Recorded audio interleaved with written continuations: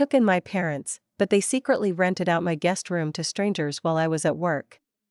When I asked why, my mother laughed and said, "We thought you were too boring to notice." They mocked my childish protests at dinner in front of their new tenants who paid them cash. I packed their bags that night. "You're making a scene, Marissa," my mother said with an exasperated laugh, sipping her sweet tea like nothing was wrong. Across the dinner table, two complete strangers smiled awkwardly, clearly uncomfortable. "You need to grow up," she added, passing the bread basket like we were still just one big happy family. Meanwhile, I sat there, stunned, humiliated, wondering when exactly my own parents stopped seeing me as their daughter and started seeing me as an easy paycheck. I'm 43 years old, live just outside Asheville, North Carolina, and up until a few months ago, I thought I had a pretty stable, if somewhat lonely, life. I work full-time as a project coordinator for a small architecture firm downtown. It's not glamorous, but it pays well enough, and my little house, a modest two-story with a finished basement and a large, open backyard, has been my sanctuary. Quiet, predictable, mine. When my parents, Leonard and Paulette, called me last November, I could hear the desperation in their voices even before they explained the situation. Their landlord in Tampa had decided to sell the house they were renting, and they had nowhere to go. No real savings to fall back on. No retirement plan worth speaking of. Just a couple of pensions that barely covered their daily expenses. They asked if they could stay with me just for a little while, maybe 6 months, until they figured things out. It felt wrong to say no. How could I? These were the people who raised me.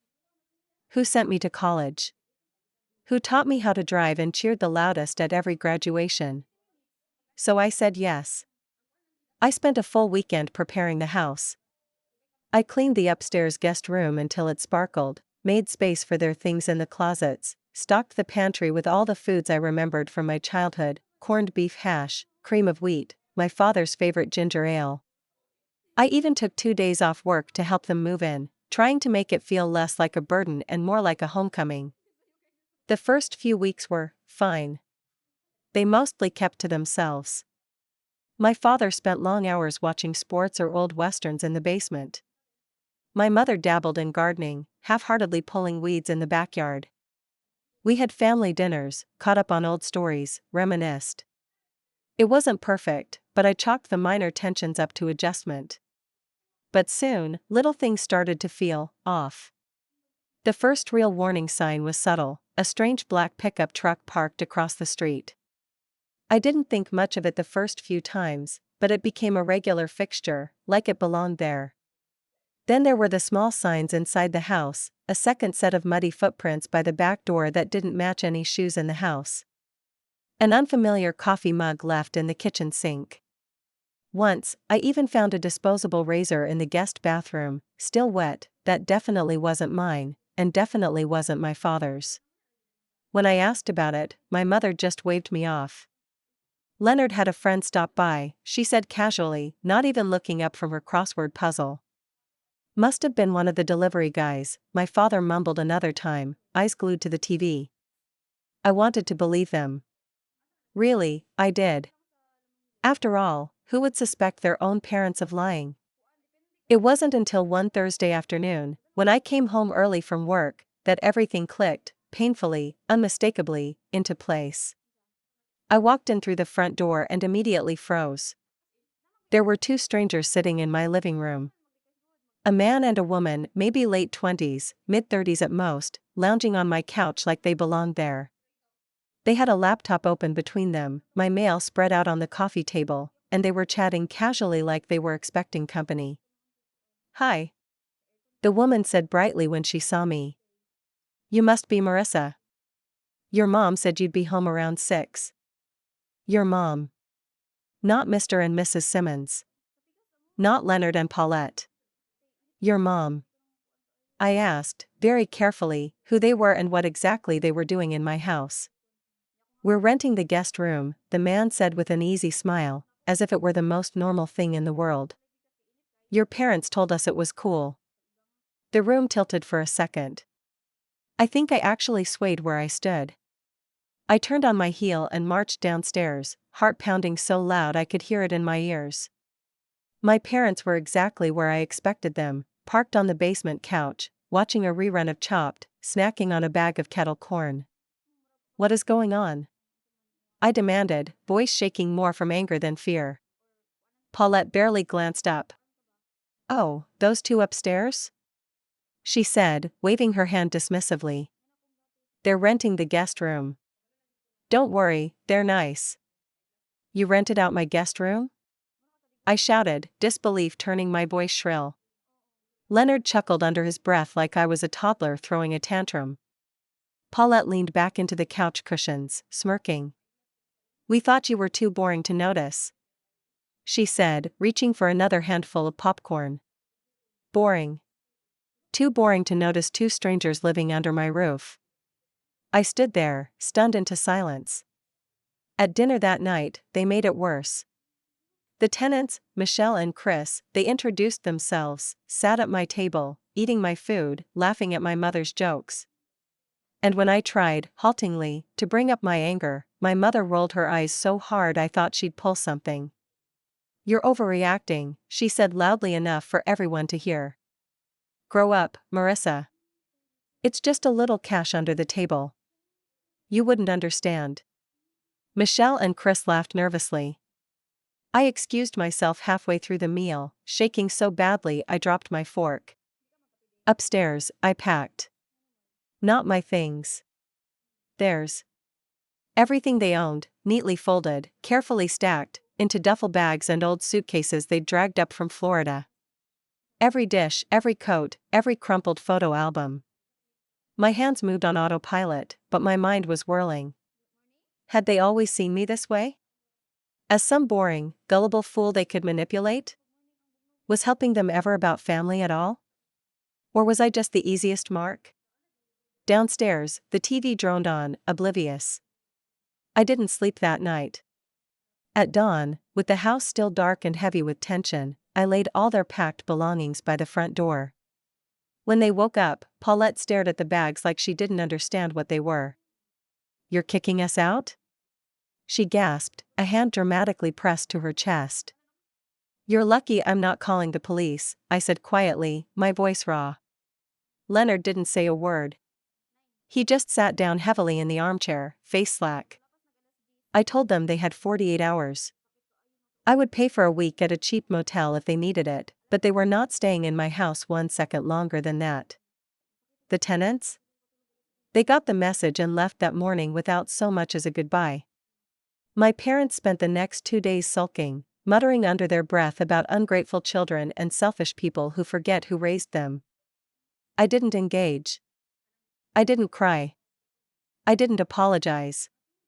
And when the time came, they loaded their bags into an Uber, and my front door slammed behind them with a finality that felt like ripping off a scab.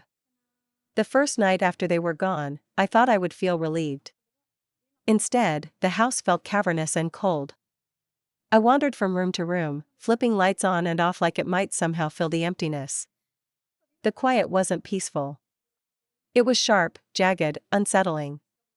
Even the familiar creaks of the floorboards sounded accusatory. I didn't sleep much that night either. I kept replaying every conversation we'd had over the past few months, trying to pinpoint exactly when they stopped respecting me, when this divide between us had widened into a chasm. Maybe it had always been there, I just didn't want to see it. The next few days blurred together. At work, I put on my usual calm, professional face, but inside, I was boiling with a slow, low-grade rage I couldn't shake off. At home, I threw myself into cleaning. I stripped the guest room bare, scrubbing every surface like I could erase the memory of what had happened. I boxed up the few things they had left behind, a chipped mug, a couple of worn-out sweaters, and shoved them in the garage, out of sight.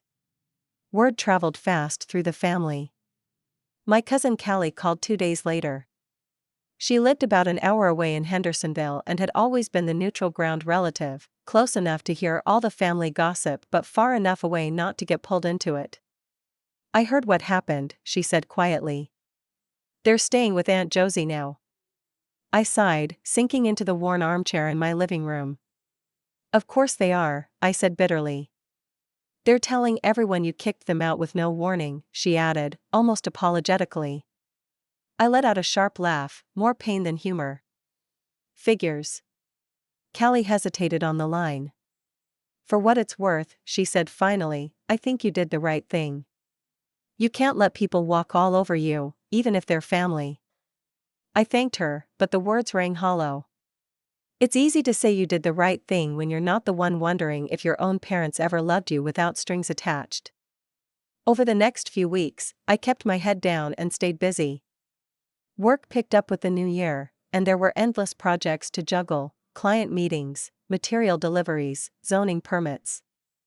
I started volunteering a few evenings a week at the animal shelter just outside town, helping with paperwork, walking dogs, anything to keep myself from stewing in my own head too much.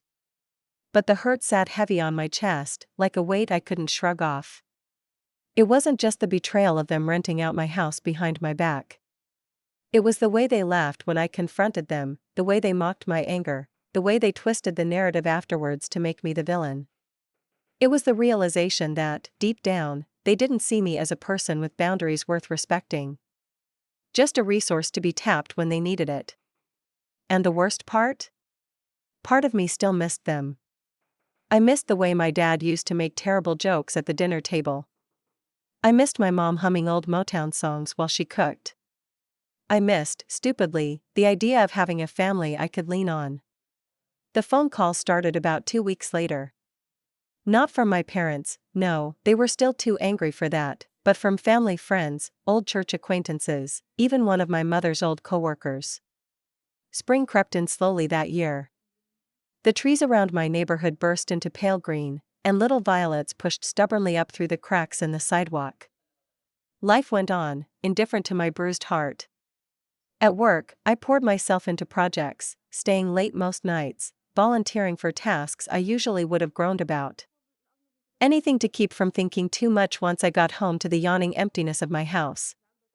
My boss, Mr. Landry, even pulled me aside one afternoon to ask if everything was all right. I pasted on a smile and told him I was fine. I wasn't, but it felt easier than trying to explain.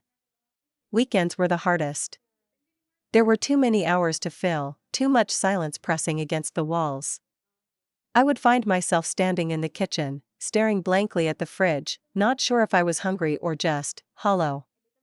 Sometimes, when I let my mind wander, I half expected to hear the rumble of my dad's heavy footsteps coming up from the basement, or the soft scratch of my mother writing grocery lists at the kitchen table. Old habits die slow. One rainy Saturday in April, I found myself driving aimlessly, winding through the misty Blue Ridge Parkway, past overlooks shrouded in fog. The car felt like a bubble, a small, safe space where no one could reach me. Eventually, I pulled into a small diner just off the highway, one of those places with cracked leather booths and chipped coffee mugs that probably hadn't changed since the 80s. I slid into a booth near the window, ordered black coffee and a grilled cheese, and watched the rain drip down the glass. There was a few tables over, maybe in their 70s, sharing a slice of pie. The man wiped crumbs off the woman's face with a napkin, and she swatted at him, laughing. The sight hit me like a punch to the gut. It wasn't even jealousy, not exactly. It was mourning the version of family I thought I had, the one I'd clung to like a tattered security blanket even when it had long since fallen apart. I sat there a long time after I finished eating, nursing my coffee until it went cold, trying to figure out what moving forward even looked like. The truth was, I didn't know. Part of me wanted to slam the door shut on the whole thing, to erase my parents from my life completely. Another part, the stubborn, aching part, still wanted to fix it, to patch things up even if the trust was shredded beyond repair. It wasn't simple. Family never is. 2 weeks later, out of the blue, I got a text from my mother. "Paulette, we need to talk. Call me." No apology. No explanation. Just the usual assumption that I would fall in line because I always had before. I stared at the message for a long time. Every instinct in me screamed not to answer. Not yet. Maybe not ever. I set the phone down and went outside instead. The sun was setting, painting the sky in strokes of orange and pink. The air smelled sweet and damp, and somewhere a dog was barking, the sound carrying faintly on the breeze. I sat on the back steps, knees tucked to my chest, and watched the light fade. Maybe healing didn't come all at once. Maybe it came slowly, one small choice at a time, choosing silence over confrontation, choosing solitude over toxic familiarity, choosing peace over chaos. The text stayed unanswered. At least for that night. I ignored the text for 2 days. Then 3. Then a week. In that time, a strange thing happened, the world didn't fall apart. The guilt that had once gripped my chest like a vice slowly loosened its hold. Every day I didn't respond felt like reclaiming a tiny piece of myself. But my mother was persistent. The texts kept coming. Sometimes curt, we need to talk, sometimes guilt-tripping, you're being cruel, sometimes vaguely threatening, you'll regret this when we're gone. Each message chipped away at the last remnants of my patience. Finally, after 2 weeks, I responded, not with a phone call, but a single text, send me your mailing address. I'll forward your things. No other words. No invitation to talk. Just a clear boundary. The reply came almost immediately, full of accusations and emotional blackmail, but buried in the rant was the address I needed, a rented townhouse in a not-so-great part of town 2 counties over. I boxed up the last of their forgotten items, the chipped mug, the old sweaters, a few dog-eared books, and shipped them out with no note. No explanation. Done. Or so I thought. A month later, a thick envelope arrived in my mailbox. No return address, but I recognized my mother's tight, slanted handwriting immediately. Inside was a letter. 5 pages long. It was a masterclass in manipulation, blaming me for their situation, accusing me of abandoning them, painting themselves as helpless victims. There wasn't a single sentence of apology, not a hint of remorse for what they had done. Just anger, entitlement, and the same endless refrain, family is family. I almost threw it away. Almost.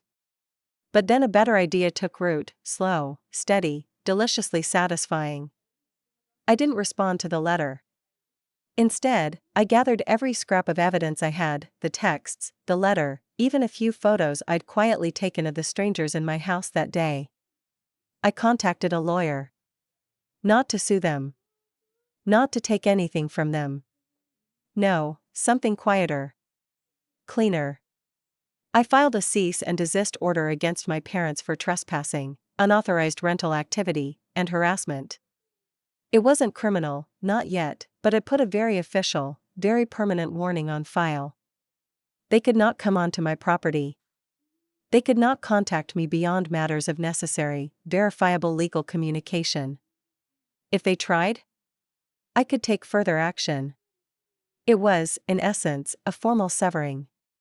The final cutting of the cord they had used to yank me back into their mess time and again. I had the papers served by a professional, a neutral third party. No dramatic confrontations.